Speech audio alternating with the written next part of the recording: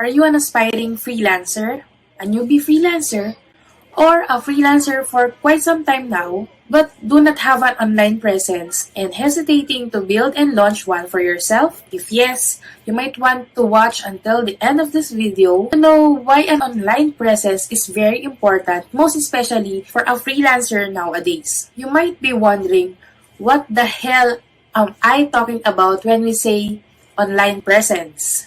Well, basically, this is your face online, your digital footprint. As a freelancer, you want to look as legit as possible, right? Most especially these days that more and more people are jumping and more aware about the freelancing world. Not like the old days where freelancers are just so few. So that means the competition is still very few. So in order to stand out among the other freelancers out there, we need to build our credibility by building our online presence. But do not worry. Don't worry, guys, because you can definitely build and launch the online presence that you want to have. And if you're interested about these things, you probably want to subscribe and hit that notification bell so you will be notified and you won't miss my next videos, because I will be sharing more videos about brand identity, website, and freelancing. Now, let's talk about these present days. Like these days, when people are looking for something, for example, what is the best Asian food in town, or like, what is the cost of the iPhone Pro Max these days? Basically, when people are looking for a solution, normal people do is Googles it, right? People are finding solution by searching online.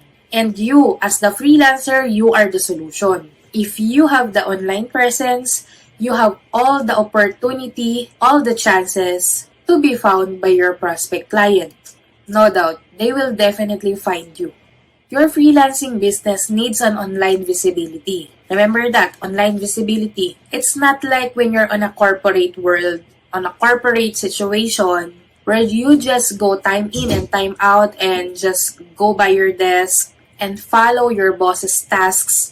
Even if your employer does not know you, you will still get your salary. But as a freelancer, your online presence is very important. This is your asset. Your online presence makes you more accessible to your prospect client or to whoever people that wants to find you. Even if you're offline, you are on a vacation, and not using the internet, people can still find you. People can still know about you and know what you can do. Building and launching your online presence gives you more like an edge or gives you a greater chance to close a deal. Let us take this way. For example, there are two freelancers. Let's name them Freelancer A and Freelancer B. And they are both being considered for a website designer position. Freelancer A is a newbie freelancer who built and launched her online presence well. She included few of her work samples on her website and her social media accounts, plus several client testimonials, and her brand identity is very cohesive and very consistent.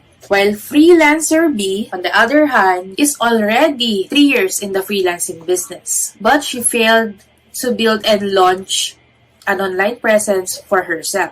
Prospects cannot see any proof that what she's talking about is true.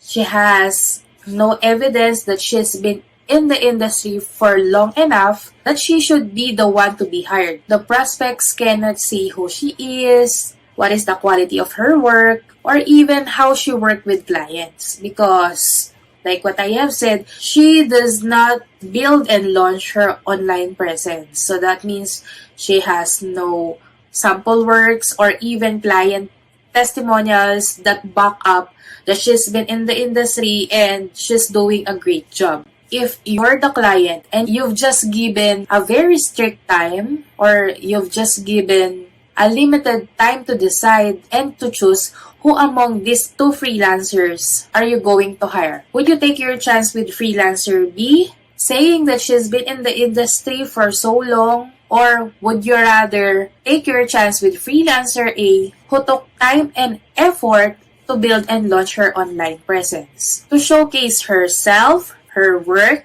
and how she worked with clients? answer these questions as a business owner. You're a business owner on this with a limited time to decide. Comment your answer on the comment section below. We may have different opinions about this topic, but one thing's for sure. As a freelancer, we need to build and launch our online presence before or along the way, because this online visibility makes us legit, credible, and accessible. And that's all for today's video. Stay tuned for the next videos because I will be sharing more about brand identity, website, and freelancing. Happy freelancing!